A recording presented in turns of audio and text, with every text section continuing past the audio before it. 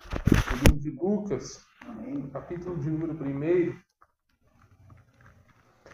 Evangelho segundo escreveu o médico Lucas, capítulo de número 1, versículo 5 até o 25, que nos diz assim: Existiu no tempo de Herodes, rei da Judéia, um sacerdote chamado Zacarias, da ordem de Abias, cuja mulher era das filhas de Arão, e o seu nome era Isabel.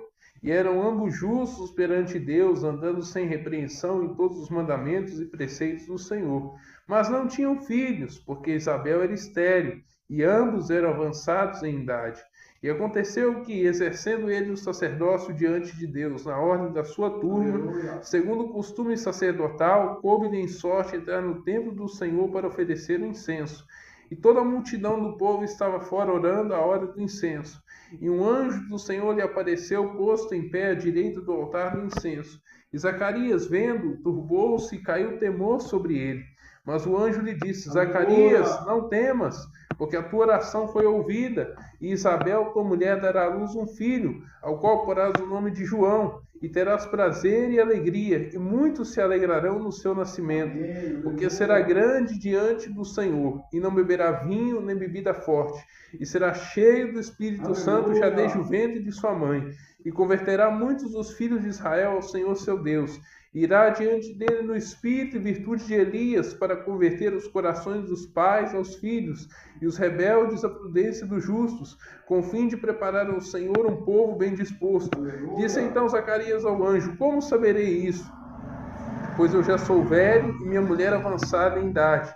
E respondendo o anjo, disse-lhe: Eu sou Gabriel, que assisto diante de Deus, e fui enviado a falar-te, dar-te essas alegres novas. E eis que ficarás mudo, e não poderás falar até o dia em que essas coisas aconteçam, porquanto não creste nas minhas palavras, que a seu tempo se hão de cumprir. E o povo estava esperando Zacarias, e maravilhava-se de que tanto se demorasse no templo. E saindo ele, não lhes podia falar, então entenderam que tinha tido uma visão no templo. E falava por acenos, e ficou mudo.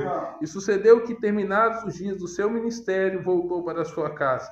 E depois daqueles dias, Isabel, sua mulher, concebeu, e por 5 meses se ocultou, dizendo: Assim me fez o Senhor, nos dias em que atentou para mim, para destruir o meu opróbrio entre os homens. Podemos assentar em nome de Jesus. Amados, a Bíblia conta nessa passagem a história do nascimento de João Batista.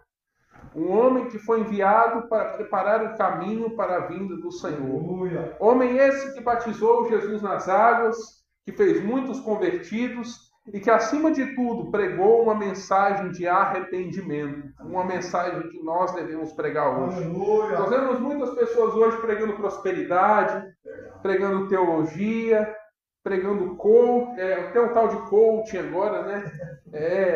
Tem a filosofia no púlpito também. Tem gente que está pregando liberação de pecado no púlpito. Não tem nada a ver não, tudo é lícito. Você está debaixo da graça. Você está no tempo da graça, você pode fazer o que você quiser. Mas será que Deus mudou? Deus não mudou. E a mensagem que nós temos que pregar é a mesma mensagem que esses homens pregavam. Uma mensagem de arrependimento. Mas a igreja vai ficar vazia. Mas Deus não está importando com quantidade, Deus está importando com qualidade. Deus está importando com corações convertidos. É melhor a igreja ter esse pouquinho de gente aqui, reunido com coração convertido, do que uma igreja cheia e um monte de gente com coração desconverso. E a Bíblia diz que existia um sacerdote chamado Zacarias. E a sua mulher chamava-se Isabel. E eles eram justos e irrepreensíveis diante do Senhor. E guardavam todos os mandamentos de Deus. E assim como eles, irmãos, nós devemos ser assim também. Nós somos chamados para ser justos e irrepreensíveis. Nós somos chamados para guardar todos os mandamentos de Deus e viver em santidade. O crente não foi chamado para viver uma vida lambuzada no pecado.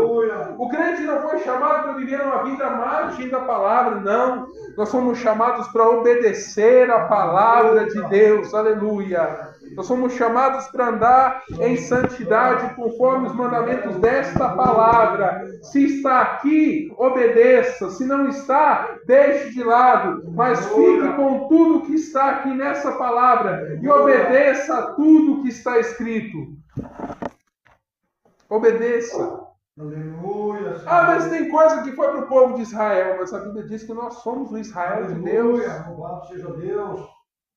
Se fosse assim, pastor Jair, de não obedecer o Antigo Testamento, a gente então rasgava o Antigo Testamento e andava só com o Novo. Mas Deus deixou o Antigo Testamento também para ser obedecido.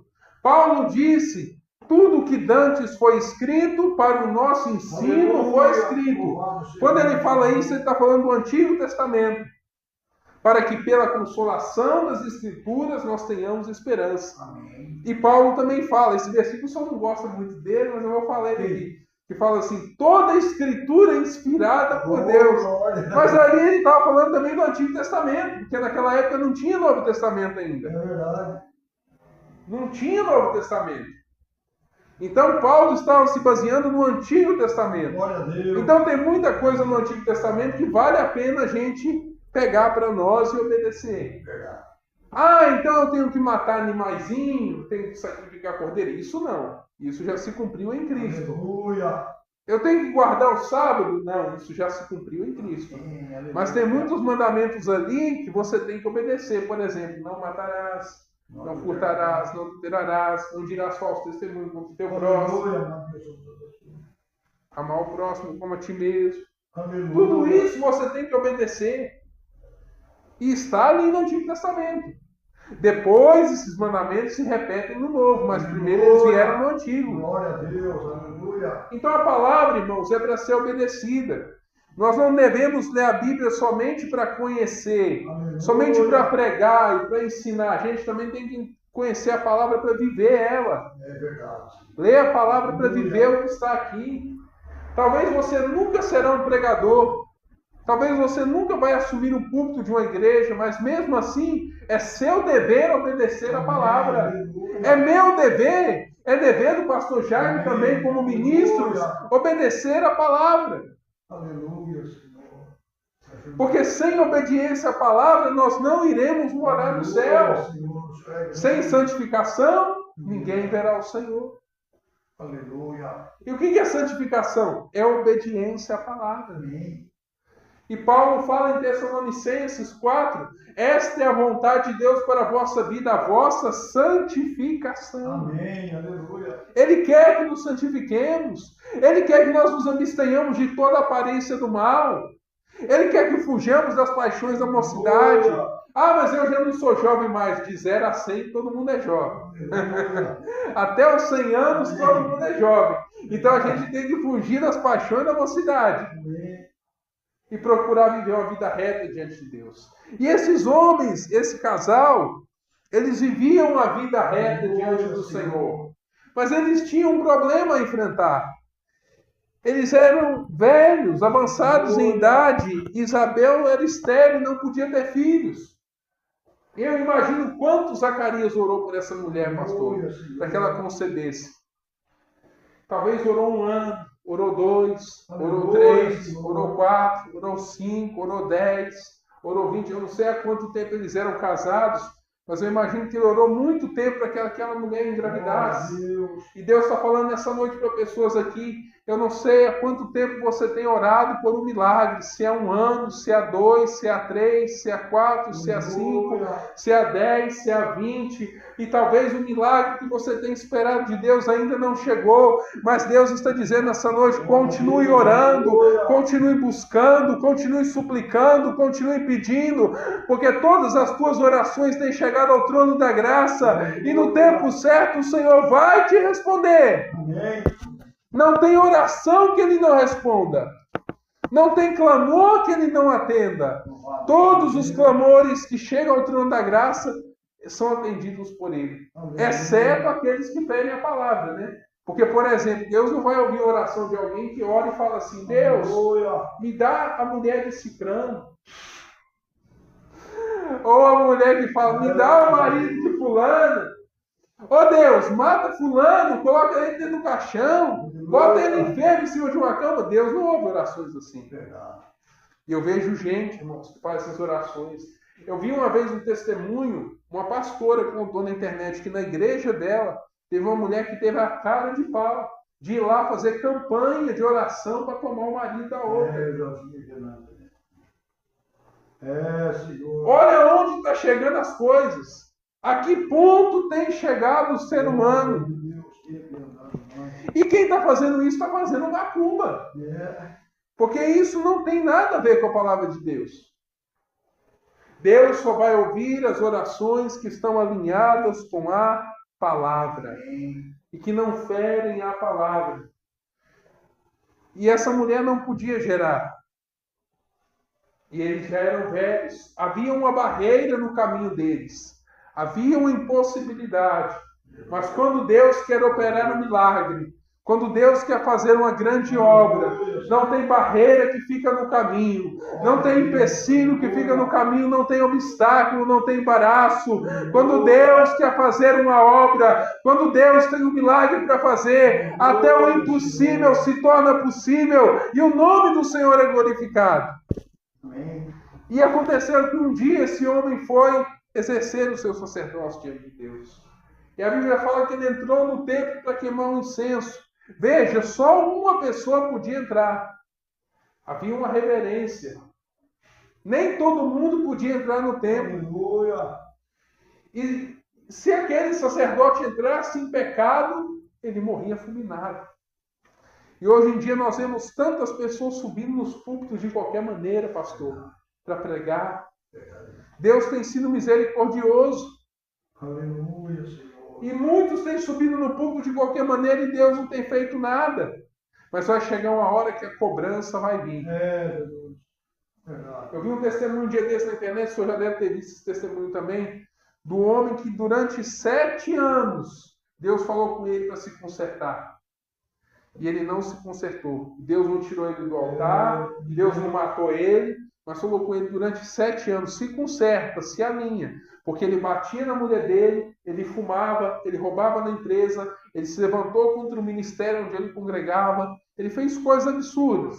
E durante 7 anos Deus falou com ele, se converta, alinhe isso, conserta isso. E ele não consertava. Até que um dia antes de ir para o culto, ele blasfemou dentro de casa contra o Espírito Santo e o filho dele, a mulher dele, ouviu. E eles foram para a igreja. Chegando lá, uma moça de 14 anos de idade foi tomada pelo Espírito Santo no meio da congregação. E veio de lá de trás, marchando até o púlpito e falou com ele, homem, há 7 anos eu tenho te mandado se consertar e você não se conserta. Hoje eu te entrego na mão de Satanás. E aí depois o filho dele falou no testemunho, meu pai faz 40 anos que está afastado do evangelho. Mais de 20 tipos de doença. Não está morto, mas também não está vivo. Não anda, não enxerga. E o dia todo fica murmurando, chorando, reclamando, xingando. Deus, ele é misericordioso, irmãos, por um tempo. Ele é paciente. Mas se a gente não se consertar, o juízo dele vem. E Deus está falando nessa noite aqui para nós. É tempo de nós nos consertarmos naquilo que a gente precisa se consertar. Porque as coisas de Deus não é brincadeira. O altar não é brincadeira. A igreja não é brincadeira. Nós não viemos aqui para brincar de crente. É tempo da gente alinhar a nossa vida naquilo que precisa ser alinhado. E aquele sacerdote entrou dentro do templo. E a Bíblia fala que ele foi oferecer o incenso, segundo a sua ordem ali, a sua turma. E o povo ficou do lado de fora esperando ele. E enquanto ele estava ali oferecendo o incenso, a Bíblia fala que o anjo Gabriel, o anjo da resposta, apareceu à direita do altar do incenso. Veja que Deus, sempre que fala alguma coisa a respeito de lado na Bíblia, é sempre mencionado que Deus está à direita. Deus nunca esteve do lado da esquerda. Os irmãos já estão entendendo o mistério aqui já. O Brasil hoje é governado pela esquerda, mas Deus nunca esteve do lado da esquerda. Aleluia. Sempre que menciona o lado de Deus na Bíblia, menciona a direita. Amém, verdade. Jesus está à direita de Deus. Paulo vai à rua chamada direita. Aleluia. Ananias, quer dizer. É. O anjo apareceu à direita do altar do incenso. Deus sempre está do lado direito. Amém, louvado seja Deus. Deus nunca está ao lado esquerdo. O lado esquerdo é o lado de Satanás. Até na macumba. Você pode ver que a ala da esquerda é a ala dos espíritos do mal. É verdade. E a ala da direita, entre aspas, é a ala dos espíritos que fazem o bem. Então Deus sempre está do lado direito. O bem sempre está do lado direito. E Zacarias, vendo, turbou-se e caiu temor sobre ele. Veja, esse homem tinha temor de Deus. E hoje nós vemos que nas igrejas as pessoas perderam o temor. As pessoas perderam a reverência pelas coisas de Deus. As pessoas não temem mais a Deus, não tem mais aquele medo da presença de Deus. Vem na casa de Deus, trata as coisas de Deus de qualquer maneira. Antigamente, eu não sei se o senhor pegou essa época, o senhor deve ter pegado, o senhor já está nos seus 60 e poucos, 73. O senhor deve ter pegado a época que colava um chiclete nos bancos da igreja. Falta de temor. Agora já não cola um chiclete mais. Agora é o tal do zap zap na hora do culto. As notificações. Deixa eu ver aqui quem me mandou mensagem para mim. Aí tem uns que inventam desculpa, que levam e falam assim: eu vou levar o celular para a igreja para ver o zap, porque se tiver uma situação de emergência, um parente meu me ligar, eu vou ter que atender. Conversa. E o pessoal usa isso como desculpa só para poder utilizar o WhatsApp. Só para poder ficar ali na hora, na rede social, na hora do culto. Eu já vi, irmãos, em igrejas, o culto rolando lá, acontecendo, e a pessoa lá só assim, ó. Mandando mensagem. Mandando e recebendo. Falta de temor. Mas graças a Deus essa igreja aqui tem o temor de Deus. Amém. Eu louvo a Deus, pastor Jaime, pela vida do senhor e dos irmãos aqui nesse sentido, que eu nunca vi o senhor e os irmãos mandando mensagem para ninguém na hora do culto aqui. Eu nunca vi vocês batendo papo com ninguém. Todo mundo aqui está concentrado no culto. Aleluia. E isso agrada a Deus. Aleluia. Aí o anjo disse para ele: Zacarias, não temas, porque a tua oração foi ouvida. E Isabel, tua mulher, dará à luz um filho, ao qual porás o nome de João. E assim como a oração de Zacarias foi ouvida, eu quero te declarar nessa noite e profetizar que a tua oração também foi ouvida por Deus. A tua oração também foi atendida. Eu não sei em qual tempo a tua resposta vai chegar, mas Deus está dizendo aqui, a tua oração já foi ouvida e já chegou ao céu. Aleluia! Daniel demorou 21 dias para receber a resposta. Mas o anjo falou para ele: desde o primeiro dia em que você clamou, eu ouvi a tua oração. Amém. Isso é importante. A tua oração já foi ouvida. Quando ela vai ser respondida, eu não sei. Mas ela já foi ouvida. Aleluia. Ela já chegou ao trono da graça. E ele faz uma promessa para Zacarias: Isabel, tua mulher, conceberá e dará à luz um filho, e qual porás o nome de João. Aleluia. Mas no dia em que essa promessa foi feita, até o cumprimento da promessa, levou 9 meses. Jesus. A promessa nunca vai se cumprir no mesmo dia que ela foi feita. Existe um processo até que ela se cumpra. E vai levar um tempo até as promessas se cumprirem. No caso dele aqui demorou 9 meses. Mas tem casos que a profecia vai demorar 1 ano para se cumprir. Aleluia. Vai demorar 2, vai demorar 3, vai demorar 4 anos para se cumprir, ou mais, 10, 20. Ou como no caso aqui que o pastor Jaime citou da profecia do México 70, pode demorar algumas horas. Verdade, foi uma noite. Mas a profecia nunca vai se cumprir no mesmo momento que ela foi liberada. Eu posso até Se eu fosse usado pelo Espírito de Deus aqui para profetizar, eu poderia liberar uma profecia aqui, mas ela não iria se cumprir agora. Vai ter que levar um tempo. Aleluia. E nesse tempo, Deus vai te preparar para poder receber ela. Amém. Aleluia. Por exemplo, um pai, ele nunca dá um pai milionário, ele nunca dá uma fortuna na mão de uma criança de 5 anos de idade.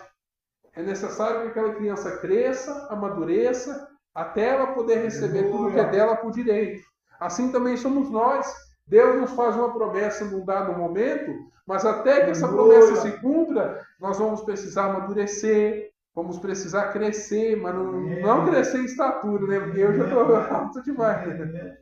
Entendimento, até ficarmos aptos para poder receber aquela promessa. Aleluia. Se Deus prometer para você que vai te dar R$1 milhão, Ele vai te preparar primeiro, até você estar pronto para poder administrar aquele dinheiro. Se Deus te disser que você vai pregar nas nações, Ele vai te preparar antes, para depois você ir às nações pregar. Deus nunca vai cumprir a promessa no mesmo dia. E Ele fala que Isabel, tua mulher, dará à luz um filho, ao qual porás o nome de João, e terás prazer e alegria, e muitos se alegrarão no seu nascimento, porque será grande diante do Senhor, e não beberá vinho nem bebida forte. E tem igreja aí que ensina, né? Tem igreja que ensina. Pode beber um pouquinho, que não pode se embriagar. Não, porque Paulo falou para Timóteo, usa um pouco de vinho. Porque Jesus lá em Caná da Galileia transformou água em vinho, mas tem que ver que vinho era aquele. Porque tem o vinho fermentado e tem o vinho não fermentado, que é o suco da uva. E aqui ele está falando, João não deveria beber nem vinho nem bebida forte, porque ele seria nazireu de Deus desde o ventre da sua mãe. E hoje esse nazireado se estende para todos os crentes. Todos nós somos nazireus de Deus. E nós não podemos beber. Beber é pecado. Beber vai contra os mandamentos de Deus. O bêbado, você vê que ele perde a noção das coisas, ele perde a consciência, ele perde o controle, o equilíbrio. E Deus é um Deus equilibrado. Então tudo que vai contra a natureza de Deus não vem de Deus. Então, irmãos, nós não devemos beber. A Bíblia fala em Provérbios 20, versículo 1, o vinho, ele é alvoroçador, e a bebida forte escarnecedora, e todo aquele que neles errar, ou seja, todo aquele que deles beber, não será sábio. É verdade. E Paulo, em Efésios 5,18, fala em não vos embriagueis com vinho, em que há contenda, mas enchei-vos do Espírito. Aleluia. Ali ele faz uma comparação e usa o vinho, como o Espírito Santo, como se fosse um vinho. Mas é um vinho espiritual, um vinho da alegria. Porque o vinho na Bíblia simboliza alegria. O vinho sem fermento, claro, ele simboliza alegria. E o Espírito Santo simboliza alegria também, porque ele é o Espírito da alegria. Então, ele estava falando, encham-se do Espírito, mas não se embriaguem com vinho. E aí ele continua aqui, será cheio do Espírito Santo já desde o ventre de sua mãe. E converterá muitos dos filhos de Israel ao Senhor seu Deus. Aleluia. Irá diante dele no espírito e virtude de Elias, para converter os corações dos pais aos filhos, e os rebeldes aos prudentes os justos, com o fim de preparar ao Senhor um povo bem disposto.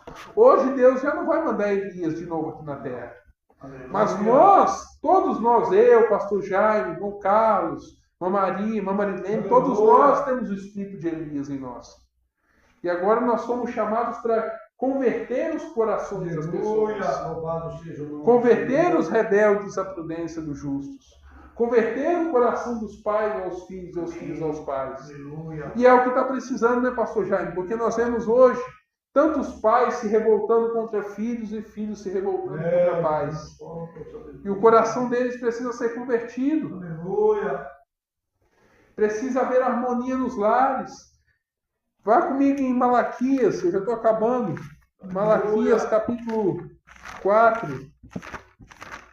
Já que eu citei essa profecia de Elias, versículos 5 e 6. Eis que eu vos enviarei o profeta Elias, antes que venha o grande e terrível dia do Senhor. E ele converterá o coração dos pais aos filhos e o coração dos filhos a seus pais, para que eu não venha e fira a terra com maldição. Muita maldição persiste na terra porque os pais vivem em guerra com os filhos. Mas a partir do momento em que as famílias se unirem e haver amor e união e harmonia nos lares, a maldição vai cessar. A praga vai cessar. As doenças vão cessar, as discórdias vão cessar, os pecados vão cessar no meio da família. O diabo já não vai ter mais legalidade para entrar nos lares e agir nas famílias. E aí, quando Gabriel entrega essa profecia para Zacarias, Zacarias fala assim: mas como saberei isso?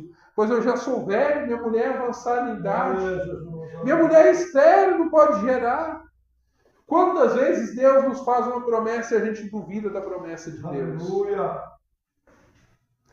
E a gente se esquece que Deus é um Deus que fala e cumpre aquilo que fala. Nós não podemos duvidar, irmãos, porque quem duvida perde a bênção. Jesus, aleluia. Ou em alguns casos Deus pode ser misericordioso e pode até cumprir, mas a gente vai pagar um preço. Louvado seja Deus. Os irmãos lembram lá da profecia de Eliseu, lá que Eliseu profetizou? Vai haver chuva de alimento nesse lugar. Aí o general lá, o capitão lá, incrédulo, falou assim: ainda que o Senhor fizesse abrir janela no céu, você acha que ia cair pão para esse povo comer? Ele falou assim: eis que tu verás com os teus olhos, mas não comerás dele. E aconteceu do jeito que o profeta falou. Aleluia, Senhor. O povo atropelou aquele capitão e ele morreu. E todo mundo comeu e se fartou. Quando Deus fala, Deus cumpre.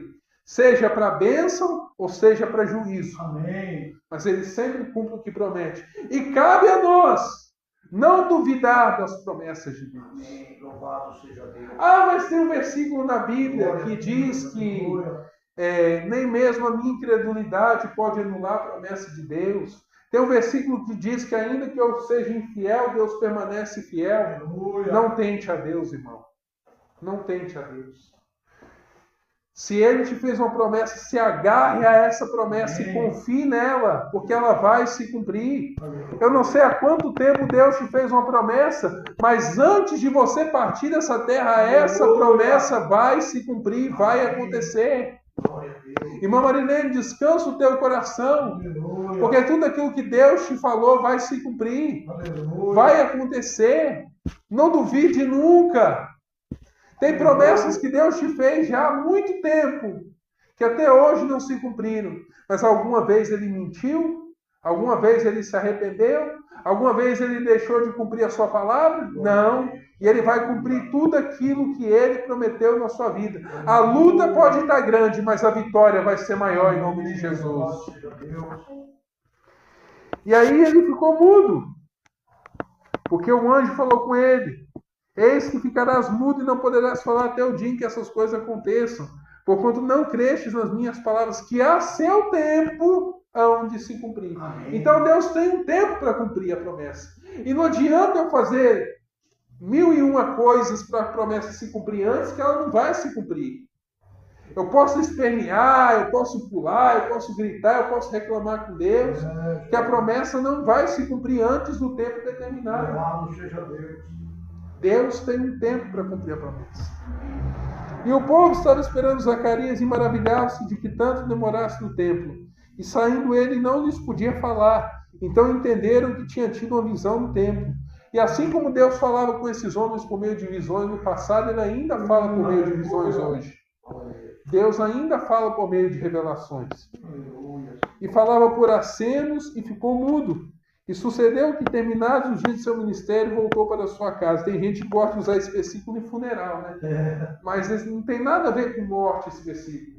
Está falando que, terminados os dias do exercício do sacerdócio dele, ele voltou para a sua casa. Não é para o céu que ele voltou. Ele voltou para a casa dele, para a família dele.